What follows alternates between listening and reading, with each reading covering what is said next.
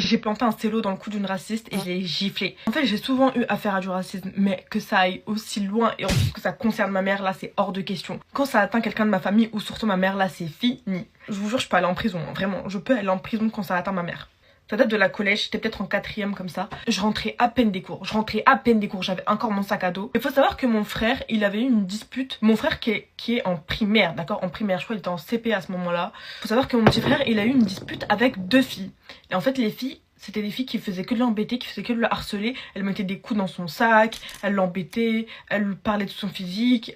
Mon frère, il faut savoir qu'il était un peu rond avant, elle critiquait son poids, etc. Toujours à l'embêter. Les 2 filles c'était des sœurs et du coup faut savoir que ces 2 sœurs là à un moment donné elles ont essayé de frapper mon frère et mon frère il s'est défendu, il les a poussées ou les a mal parlé, je me rappelle plus sa date. Mon frère il s'est défendu une fois et du coup les 2 petites filles elles viennent devant chez moi, jusqu'à maintenant elles habitent juste en face de chez moi. Elles viennent devant chez moi, elles disent à ma mère elle veut te parler.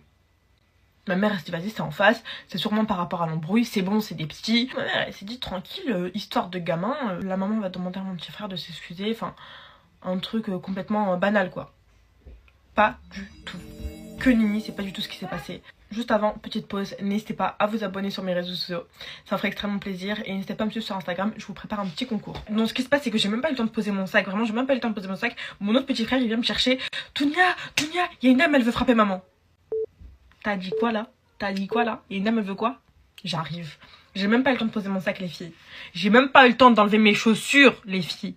Je suis partie, j'ai galopé comme un cheval, j'ai atterri là-bas. Après c'était pas loin, c'était peut-être 3 minutes à pied. C'est encore en face de chez nous. C'est en face de chez nous. Donc moi j'arrive, je vois ma mère et elle en train de se disputer. En train de se disputer mais genre sévèrement. Je m'interpose entre elles. La dame, je me mets du coup devant la dame et je commence à l'embrouiller. Au départ, elle s'est calmée 2 secondes. Elle a descendu d'un ton 2 secondes. Et après, même pas 2 secondes après, elle a commencé à reprendre. À m'insulter, à me parler mal. Du coup, ça part en clash. Elle m'insulte, je l'insulte. Elle me parle mal, je lui parle mal. Quand j'ai vu qu'elle commençait à aller beaucoup trop loin dans ses propos, j'ai mis une gifle, hein, les filles. Je peux vous dire que celle-ci, même moi, j'ai eu mal à la main pour vous dire à quel point elle était forte. Après ça, elle est restée bouche bée. Elle a pas beaucoup parlé. Ça m'a fait beaucoup de bien. Son silence, il était très agréable. Mais après, elle a repris. Encore des insultes, encore des insultes. Au bout d'un moment, elle dit quoi? Elle dit attends, j'arrive. Attends, j'arrive. Et comment ça, attends, j'arrive? Elle va chez elle, elle revient avec un couteau. Mais quand je vous dis un couteau de boucher, les filles. Un couteau de boucher, elle arrive avec son couteau. Elle commence à menacer tout le monde. Elle dit qu'elle va tuer ma mère et tout, blablabla. Ma mère, ce qu'elle fait, vous voyez, c'est que nous, on était de ce côté-là. Elle va de l'autre côté du trottoir avec mes petits frères et tout. Moi, je reste avec elle. Je t'ai dit quoi? Je vais me planter ton couteau. J'ai fait vas-y, plante. Vas-y, plante. Et moi, les filles, je savais qu'elle l'aurait pas fait. En fait, je savais qu'elle l'aurait pas fait. Faut savoir que, attendez, je précise, je sais pas si je l'ai précisé, je devais avoir 12 ans, 13 ans. Ma mère, elle est à côté, Dounia, viens. Ma mère, elle avait trop peur pour moi. Je dis, attends, elle va voir et tout. Avec son grand couteau, les filles. Elle commence à dire, ouais, je vais tous vous tuer. Bande d'arabes, bande de salarabes, retournez dans votre pays. Raciste comme ça. C'est ça que tu caches dans ton cœur, c'était ton racisme. C'est de ça que tu avais au fond de ton cœur que tu voulais pas dire, hein.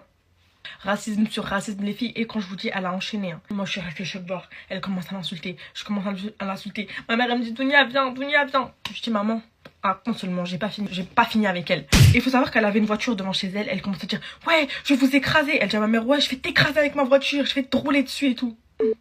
Tu continues en plus.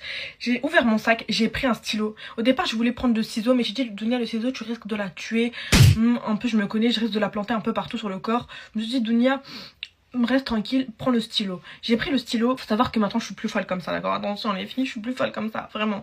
Je me suis calmée entre temps, mais avant, j'étais un peu la fille un peu fofolle. Donc, j'ai pris le stylo et je l'ai planté là. Mais quand je vous dis je l'ai planté, on va dire ça, c'est le stylo. Il y a ça qui est rentré. Dur, les filles. Et quand je vous dis je l'ai planté, oui, je fais un peu flipper. Mais après, elle a quand même bien cherché. Donc, elle est là, elle gigule. Ah! Je m'en avais rien à foutre.